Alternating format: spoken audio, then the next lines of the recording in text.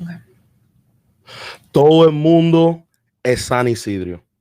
Point blank, period. Ladies and gentlemen, on the 6th episode of the Escandalo, I am joined by local San Isidro activists. Ladies, thank you so much for being here with us today. Thank you for having us Absolutely. today. Thank you. So, this is going to be a different episode, primarily because vamos a hacer esto en español, en Sí. inglés, and, Buenísimo. and to be honest with you, I've kind of been looking into the topic.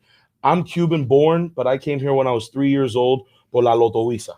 Okay. Mm. Está Yeah, bien. so Sí, so my mom, when she was young, I guess my age now, back then, and she was one of 2,000 Cubans that year Yeah. that was able to come. So I think I'm a very lucky person. Absolutely. We have a lot of our fellow countrymen, That are compatriota, Que todavía que están allá. no, they're not very lucky. Que no tienen esa oportunidad. Yeah. So, 100%. ladies, I think if I do the intro, I think it's better you do it. So, tell us a little bit about yourself, how we met, how we got here, and then we'll get into it. We have plenty of time. Yeah, actually, we saw each other. We met was it last week or week before that? I think it was 2 weeks ago. 2 weeks ago at La Ermita de la Caridad. Estábamos haciendo una función, el grupo de San Isidro aquí de Miami, y nosotros estábamos ahí apoyando. Mi hija, Kiele Cabrera, yo soy Georgina Zayas, perdóname, soy nacida aquí en los Estados Unidos. Primera generación, mis padres se fueron en el 63. O el 62, yo nací aquí. The 6 and the 7 always Yeah. get me the 60 y 70, That- yeah. Oh, yeah. Okay. 100%. Pero nosotros estamos aquí representando el exilio histórico, a cierto modo, y que es el exilio de hoy. Entonces, Cuba ha tenido 4 generaciones, es decir, cada 15 años es una generación. Right. So it's 4 generations of exile. 100%. So who are we? And our children are being born here. Como tú que viniste a 3 años, But my brother was born here, so right? I have that Tenemos las dos cosas, somos las Soy dos de cosas. aquí y de allá. Y de allá. Los americanos te dicen tú no eres americana, los cubanos te dicen tú no eres Tú no eres cubana. Bueno, cubano. ¿qué soy? Soy las dos cosas, en realidad. Y cuando nacieron mis hijos, ellos se criaron sabiendo que son Cuban American, las dos cosas, somos íntegramente las dos cosas, pero no dejamos de nunca sentir el tema de Cuba. Y en mi familia, desde el primer día, se hizo activismo. So your family's always been involved Yes. in the politics, but both there and here. I wouldn't necessarily. Politics, Yeah. human rights. Human rights. Okay, there we go. Yes. Of course. Sí, perfect. And what you see is that as the different épocas, Right. there's been different methods of fighting. 100%. So what my grandmother may have done is not What we're doing. what we're doing. Yes. Yes, it calls for a different kind of thing. So, I was born and raised during the hippie era in the U.S. Well, and we always have to have a good cause, right? So I went to New York in my 20s. And when I came back, I said, hey, what's going on with Cuba? And I got turned on to the fact that there was a void or gap with the nobody could translate the abuses of human rights declarations that were coming out of Cuba. Okay. I'm so sorry to because when I was doing this research stuff, okay, International Convent on Civil and Political Rights. Is that what you're referring to? Convention. No, The International Convention on Civil and Political Rights. Is that what you're referring to, or? I know what you're speaking about, but no, not specifically. We would go to different conventions, like the one in Costa Rica and Italia, that those were Yes. more Yes. centralized. So I ended up reaching out. I came and I said, so what's going on with Cuba? And they told me, mira, they referred me to Ninoca. If you know in Miami, the exile community, Ninoca Perez Castellón, she was a Radio Mambi. They are very Radio tight Mambi. about, going after them. And I began to attend different gatherings of organizations that were doing massive things in Cuba. And then that's when I found out that there was something going on in Cuba. Cubans can't really speak their mind. So they write a rhetorical dialectic. They will tell you in 5 pages What they could say in one sentence what they directly. But They're they exactly. not can't because gonna they have to code it. express They it. They can't. have to code it. Exactly. So when you know the Cuban issue and you know the Cuban problem, my forte is English grammar and English business. So I could take the dilemma that we were all looking at and be able to put it down in English in a manner in which it was understood By the people here to really internationally. internationally. and this dissonance of the experience of Cubans and Americans, I think, is really highlighted when the whole Elian Gonzalez thing happened, where al cubano, ¿verdad? El cubano se que ve eso is like, how in the world Sí. is ¿A he quién not se le staying? ocurre? ¿A quién se le ocurre? Bueno, ¿A llevarlo quién para se le atrás? ocurre que ese chiquito no va a estar aquí? Ok, bueno, Right? esa etapa But Americans, no lo entendía. they didn't understand the whole. They would make Because SNL skits. They don't they get the literally made context. SNL skits about how we got to send this kid home. But and el cubano aquí, and again during that time, that was I believe, no. It was during the elections. That's why it was very. That's another reason why Cubans are very pro-Republican, because during that time it was controlled by the Democrats. Well, we said, remember Leon? Exactly. It was Clinton. It was in office. Mhm. She actually happened to be. I was with the Mujeres de Mapocua at that time, and we had prayer. Leon asked Father Santana, have them pray for me. And so we did a prayer groups. And so there's a picture that we have in our family from the Sun Sentinel where you have this group of women all dressed in black praying. And this little girl was in the center of it, which was Kiele. I had her dressed, and the Cuban government would call these women La Avispa Negra. So I had Kiele dressed in a little dress that had a bunch of little bumblebees on it. And she was in the center praying with us for Eliana. There were two things in that I kind of want to discuss. Number one, kind of your identity, right? I think it's interesting when I met you that we connected on some very millennial, very like, estamos aquí por a Cuban event, but the moment I said Firebird, we were like, we're like, yo, you know? So very Miami centric. And then I want to come back and ask you about that organization, MAR, right? Mujeres. Mapocua. Madres y Mujeres Anti-Represión. So first, how do you think growing up, being so politically active, human rights active, and inclined with this activism kind of formed your identity? Because I see you and I see a little bit of myself, and I see a little bit of what like our generation needs. 100%. I feel that it was definitely a journey when it came to understanding my identity. I definitely conflicted with it as I got older, especially when I got into university level. For instance, as she says, we've been involved in activism, since day one.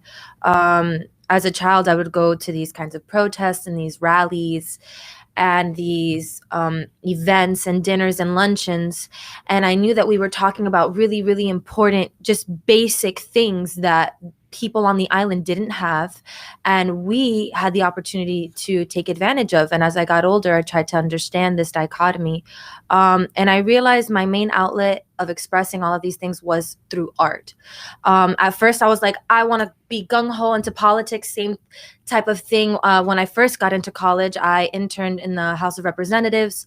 And then I felt that maybe this wasn't directly my way. I didn't want to be pigeonholed into a box. I didn't want to feel pressure from the aspect of the political party system. I just wanted to express how I felt as an artist and say, this is right, this is not right, and no one's going to stop me from saying these things genuinely from my heart. Yeah. And I didn't want that to be kind of, muddled in the political schema. You think you got some from your mom? Sure. What, the artist? Yeah, for sure. Oh, 100%. Porque she said she was born like this hippie era, so you think eso posiblemente... Bueno, yeah, porque my 20s in New York City, I was in a you're a cool band. Mom. I can't even lie. Like my mom's cool, but I feel like you guys definitely have like this more of like a sister, almost like than a mother-daughter. I mean, or maybe I'm wrong.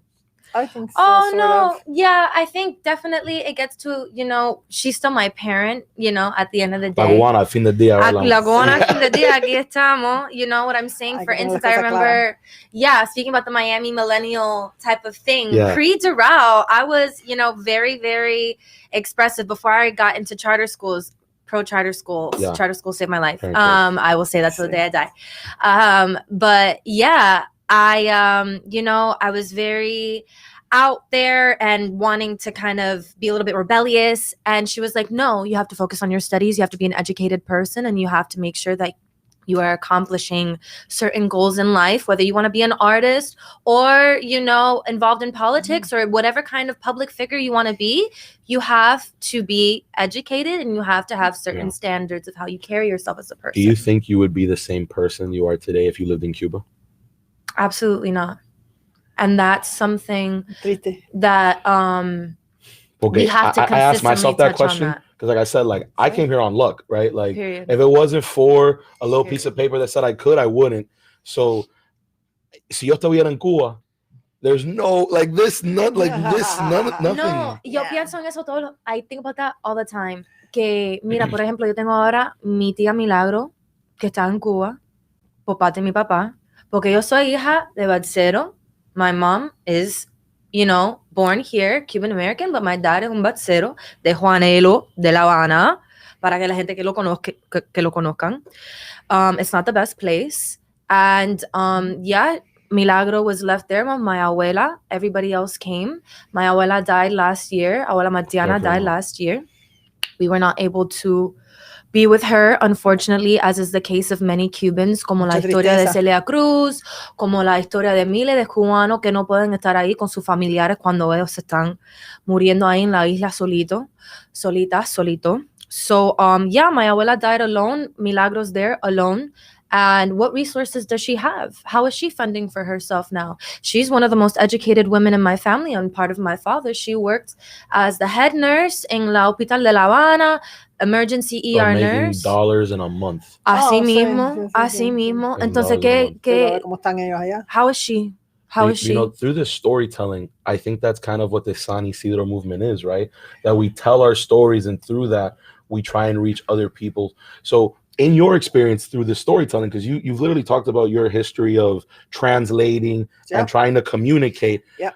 How have you seen this story develop? And I think let's get into that. And if you could tie in the Mars as well, I would appreciate it. Yeah, mira, cuando vivía en Nueva York in my 20s, que era mi época bohemian artist. I was, like I said, I was in a hardcore What was band, the best song when you were in college? What was like the best song out there?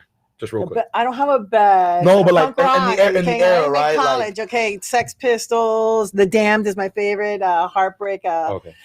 Smash It Up from The Damned. I'll say that. Okay. It's not that you would know. Go look it up. No, I'm more into hip hop. I was expecting like something like that. Okay. Pero cuéntame. Pero no, la realidad es que yo soy nacida y criada aquí.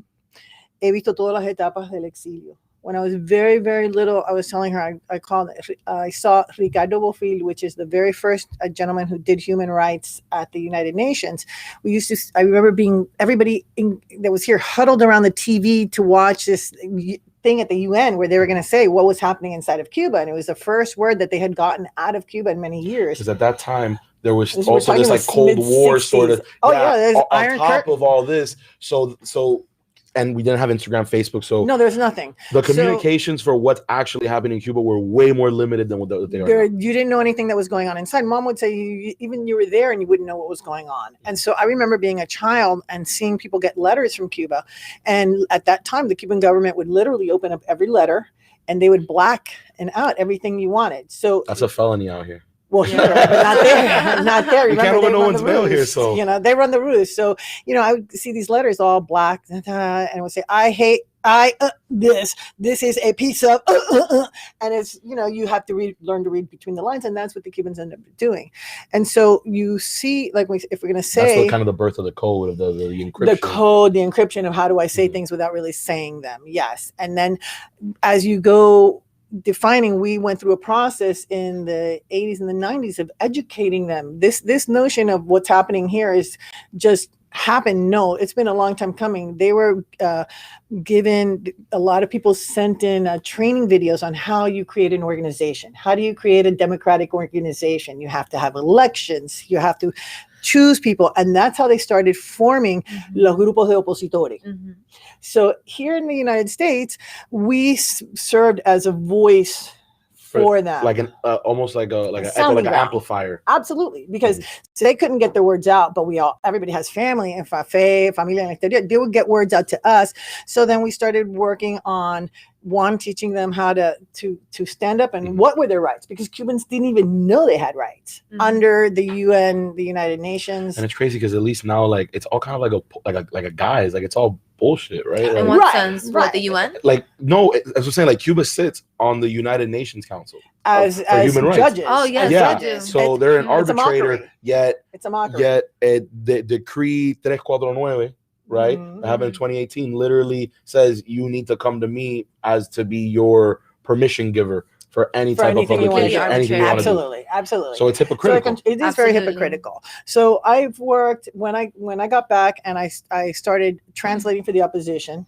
Okay, I got thrown different projects at me from different organizations and different manners, and I traveled for about 10 years with the women of Mapocua. Where'd you go? Well, the United Nations, once a year, whenever they would have the convention, then they changed the rules because the women of Mapocua were actually doing a parallel human rights conference. And we were actually holding a human rights conference at the hotel where the UN was first doing their events. Right. And all of the groups that couldn't go in. So the UN there's all these judges are these terrorist countries. So you can't go in as an NGO unless non-governmental organization. As a non-government, unless somebody gives you permission. So the Tibetans from somebody that sits on that council. Exactly. So if you don't like do what they want or like have their views, they're not gonna let you go. Exactly. If you're an NGO and you're opposing the government that's sitting as on the stand, right? It's like if I'm here, I'm not gonna want you to just come at me all sideways, like telling me what to say. So they're not gonna give you time. Exactly. So literally, what we would have to do is as Cubans, we would have to find some sympathetic country that would allow us some kind of like 3 minutes piggyback, like like you're gonna give up your time so that your pueblo they're not letting me because they're not letting me exactly. And at the same time, that was the 3 minutes because you get 3 minutes on the floor. And at the same time, we would have the women of Mapocua will put on this conference on the side where all of the groups that didn't get a chance to speak in there, and so we would hold this conference, we would write it down, we would say what our objections were to the United Nations, we would give, they would give recommendations on how to improve it so that everybody could speak. And then it would be handed to the commissioner of Human Rights, High Commissioner, so that it would be put into their records. They did that for about 5-6 years. But the last year, we were like, you guys are holding the criminals or what's running the roost here. Right. And so they changed their rules so that it was no longer open to the public or the protest or anything. So they just shut us out. So at that point, the strategy changed and we started going to the EU. And it's what it is they the Cuban government feeds off of, hey, there's nothing happening in Cuba. Everything's wonderful. So we need project help. It somewhere else, or we need help. We need economic help. See, we have no violations of human rights. So you can give us help. So give us money because we're awesome. Yeah, exactly. Pretty much. So then here's the exile community. Even though that's cap, even though that's obviously right. But then you would have to have the exile community that sounding board of what was going on in Cuba. All the different organizations would come with their annual specialty reports, whatever it is. Right. The women of Mapocua, they helped a lot, Las Damas de Blanco, and what was happening with the women. Los Plantados would bring all the information for Los Presos. And then there's economists, there's environmentalists, and my specialty, what I helped with my parents in Cuba were labor leaders.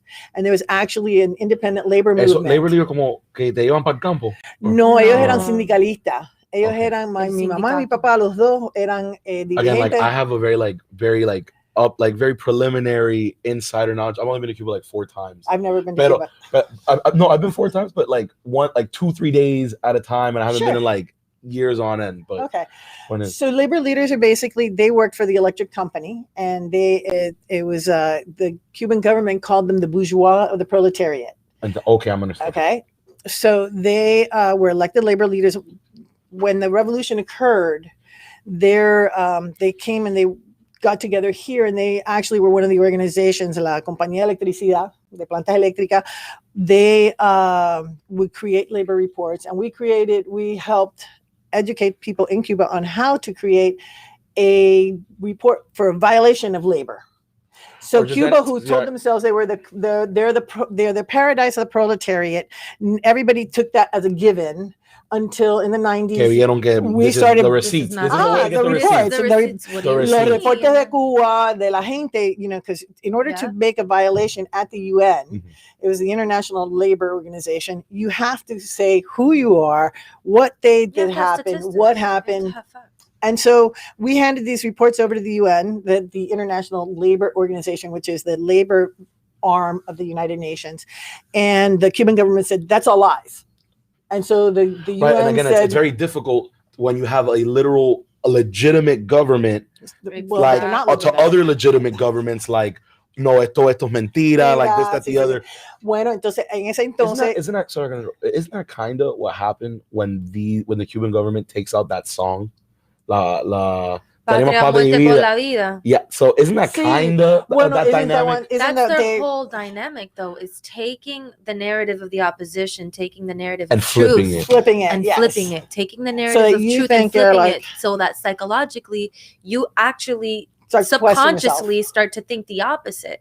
But it's again taking truth and flipping it for the worst intentions. So That's what they do. Sí, in that song, sí, in that song, dice, no más mentira, ajá. el pueblo pide libertad, no más doctrina.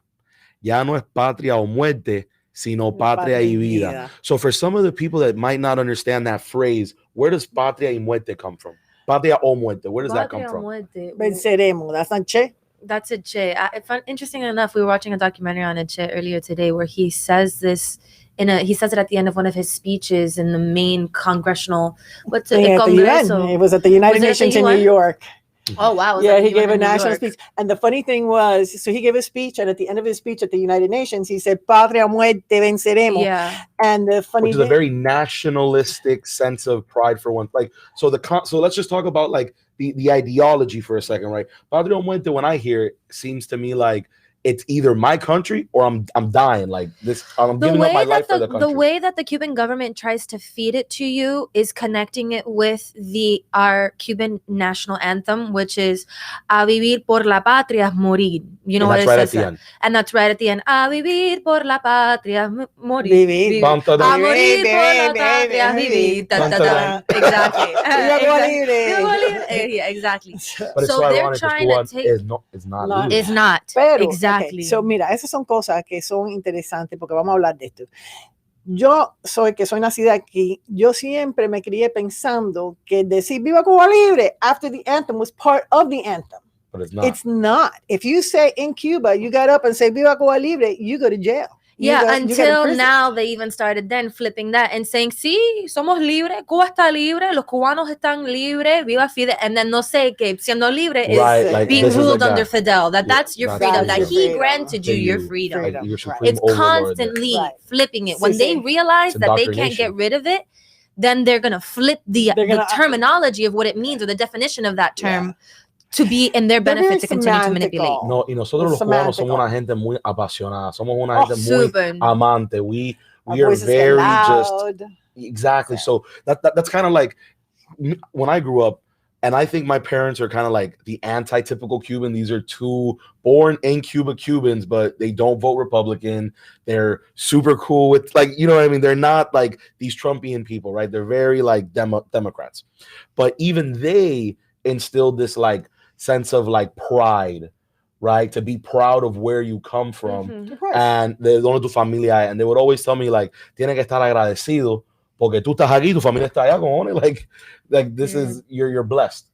Absolutely. So where does that like sense of pride come from? The truth nationalism. I don't want to say nationalism. I think it's not nationalism because you're not tied to something, but I think that if in reality, if we're going to talk as humans, we all want to be proud of where we come. And I think it's up to us to learn that to what many of us here, at least in Miami, we have a duality to who we are.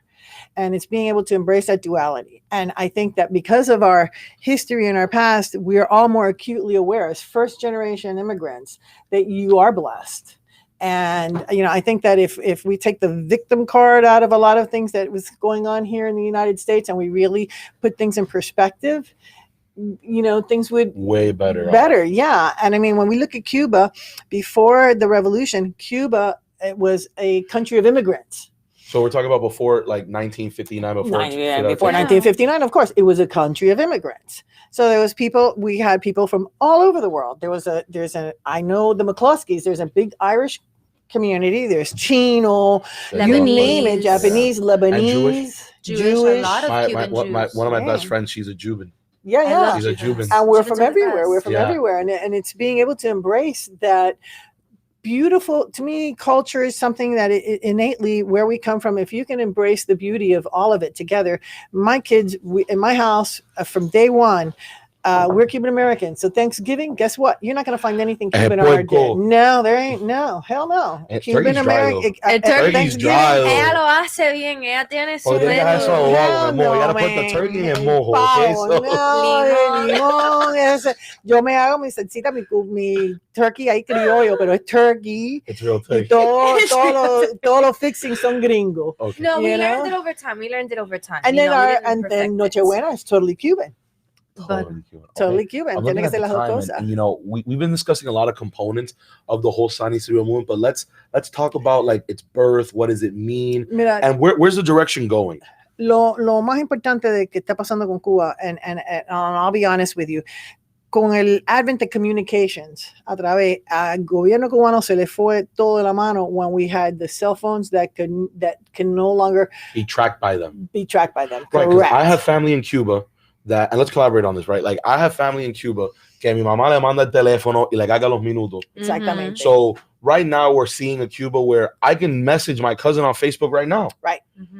And this has been kind of the start to the decay of the regime's control of people. So this has been from the 90s to here, and even before, because like I said, since the exterior, el exterior ha sido un sounding board. Yeah, los USBs que mandábamos para allá con información. If you were a Cuban in Cuba with a USB, you were the richest man on the block. You're popping. You got everything. I want to hang. I want to go to your house. With you. I want to go to your house. I need to see your movies. No, you know what I'm saying? It's literally the truth. It's literally the truth. We all want to be friends with that guy who's got the USB with the hookup. But that talks about like the Cuban economy, porque el doctor en Cuba no es el rico, el que arregla ventilador es the rich man. Rico, porque coge propina. Y eso te deja saber el nivel de esclavitud que hay.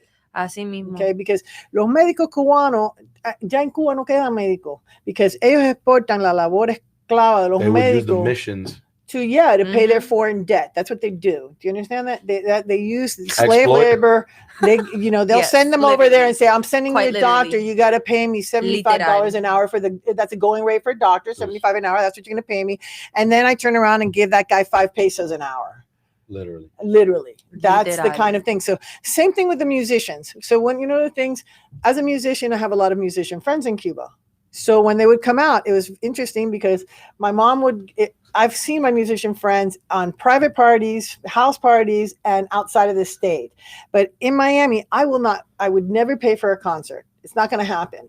So while my mom's out protestando, libertad, free, like help these musicians, I'd be going around town getting la bolsita con la medicina y las vitaminas. And so after they played, we're talking Los Iraquere for one.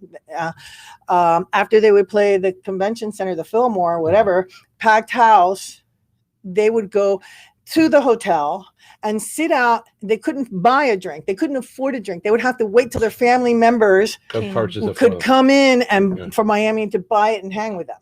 So that's where I'd go. My mom would pick up my mom, protest over. Let's go see them at the hotel. I take care of them. And take care of them, because what you want, and if people tell me, well, que tú no crees, que tú quieres, que, like you have a problem with them making money, and it's like, no, I don't. I would want them to make the money. I don't want them to be exploited, because if we're talking what they do to the Cuban musicians, it's the same as what they would do back, what the blacks are complaining that happened to them during the época de los blues.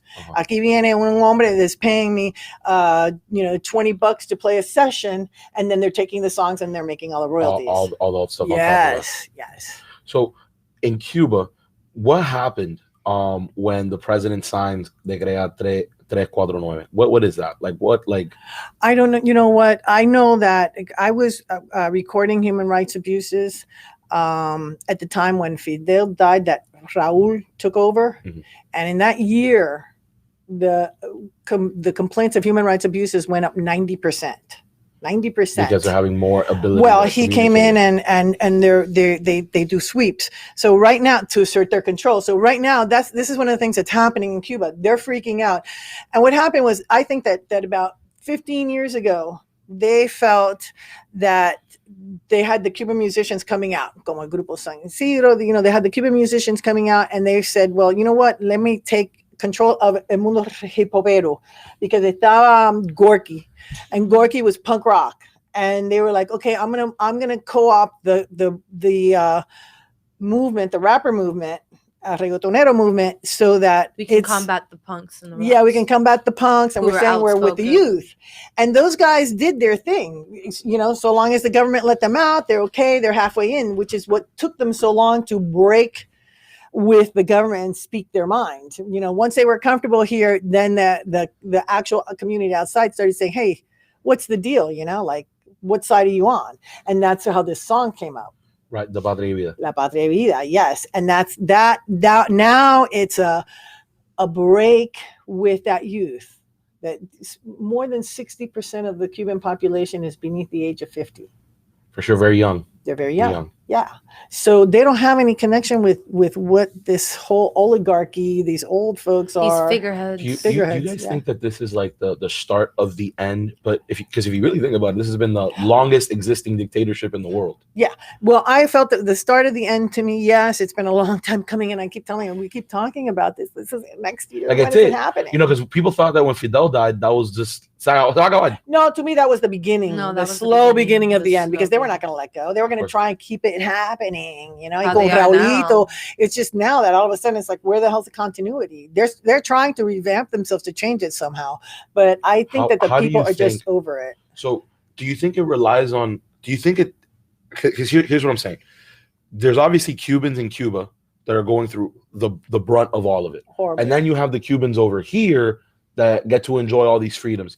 So does it fall upon us does it fall upon us to be the people that bring change over there, or does it have to be Cuba within, or like assistance via okay, yes, it's always kind of being flipped to make us and pin us being the people here in Miami as the bad guys, like, oh, you need to help us because you left, but then if we give aid, we're mercenaries, we're the ones that are trying to infiltrate and infiltrate the Cuban system, so really at the end of the day, it has to be the people on the island, and the only thing that is keeping them así en esa posición es el miedo. It's fear. Ellos tienen que coger la calle. No está ahí. You know what I'm saying? There is no the government.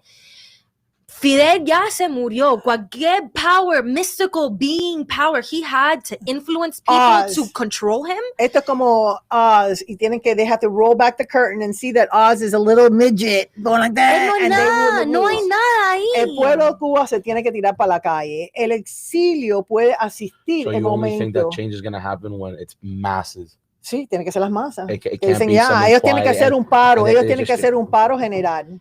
And the whole country needs to sit on its... It's either going to be one of two things. We're either going to have the fall of the Iron Curtain type of moment, and they're going to pull back, or we're going into North Korea. And it's going to get worse, and it's double down on it. And exactly. Well, so ahora at the moment where people have to decide, let's go. Ladies, thank you so much for joining me and speaking to us a little bit about your experiences in San Isidro as a whole. Make sure you follow Madam Kai. Alrighty, let me get the socials out. Let's go. The socials. Hey, Madam Key. Yes, it's okay. We're here. We're learning one step at a time. Phonetics, they want it. Okay, guys, well, thank you so much for tuning in. Appreciate it. Thank you very much. Bye.